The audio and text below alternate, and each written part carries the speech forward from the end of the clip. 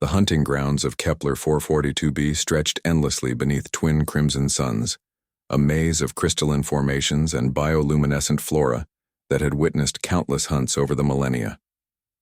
The Vorthak clan, apex predators of the Outer Rim, had chosen this world for their most sacred ritual, the Hunt of Ascension.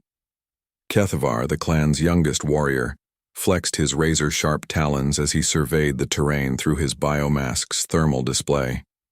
His chitinous exoskeleton gleamed obsidian black, each segment honed by generations of evolutionary perfection. Behind him, 11 other Vorthak warriors stood in formation, their collective presence a symphony of barely contained lethality. "The prey has been released," growled Huntmaster Zephon, his voice a rumbling bass that seemed to emanate from the planet's core itself. A human, soft-skinned, no natural weapons, no evolutionary advantages. His mandibles clicked with amusement. The universe's greatest joke, a species that conquered the stars despite being nothing more than walking meat.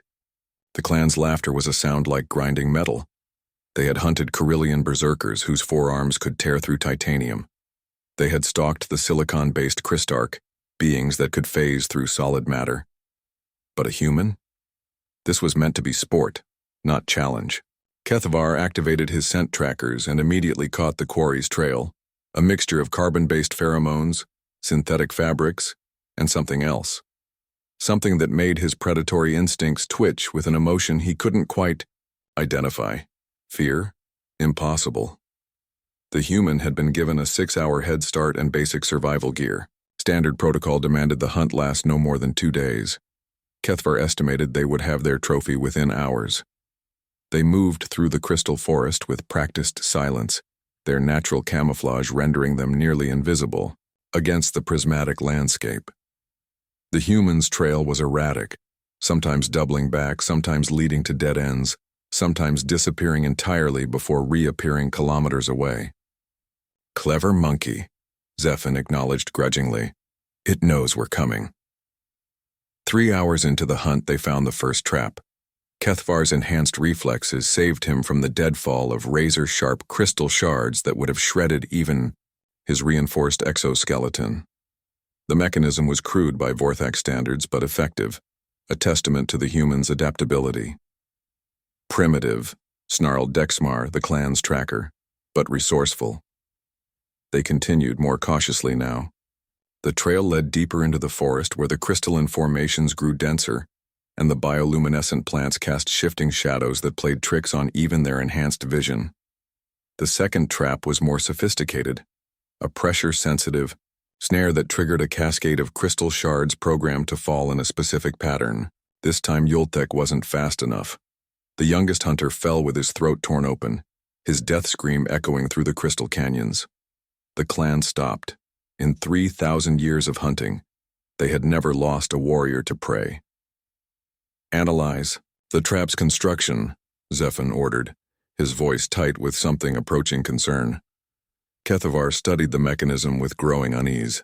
The human had used the planet's natural crystalline resonance to create a timing device more precise than anything in their own technology.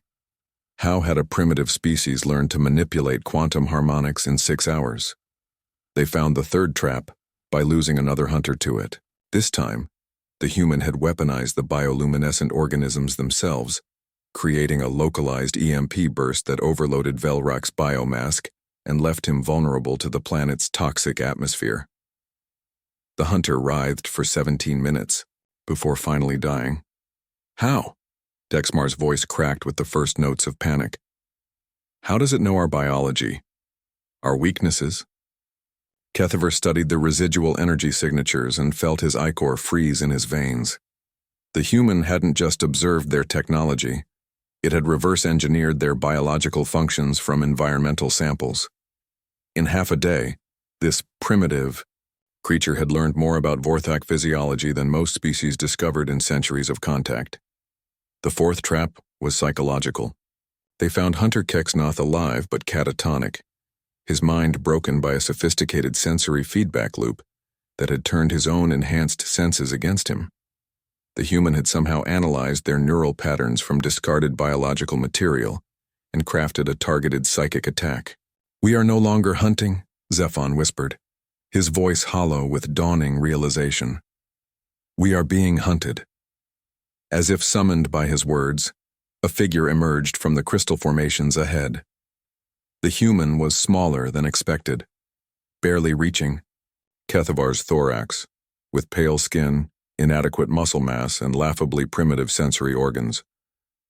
But its eyes held the cold calculation of an apex predator that had never forgotten what it meant to be prey. "Hello," the human said in accented Vorthak, its voice eerily calm. "My name is Dr. Sarah Chen. I'm a xenobiologist specializing in predator-prey dynamics. Thank you for the educational opportunity." Behind her, the crystal forest began to move. What they had taken for natural formations were revealed to be carefully constructed barriers, funneling the hunting party into an elaborate maze. Every step they had taken had been anticipated, every move calculated. The human hadn't been running. It had been hurting them. "You see," Dr. Chen continued conversationally, as crystalline barriers rose to separate the remaining hunters, "humans didn't evolve as apex predators. We evolved as persistence hunters. We don't have claws or fangs or natural armor. What we have is the ability to learn, adapt, and most importantly, to turn our environment into a weapon." The crystal formations began to resonate, their harmonic, frequency tuned specifically to Vorthak physiology. One by one, the remaining hunters collapsed as their exoskeletons began to vibrate apart at the molecular level. Kethavar, the last survivor, stared at the small human in dawning horror. "What are you?" Dr. Chen smiled, and for the first time in his life, Kethavar understood why humans had conquered the stars. "We're the species that learned to hunt hunters," she said simply. "Welcome to Earth's hunting ground." As consciousness faded, Kethavar's final thought was a prayer to gods he hoped were listening, that humanity would never discover their homeworld. In the crystal forest of Kepler 442b, the silence returned. And Dr. Sarah Chen began planning her next experiment in predator-prey dynamics, already composing her research notes on the fascinating behavioral patterns of apex species when confronted with a superior hunter. After all, science never slept.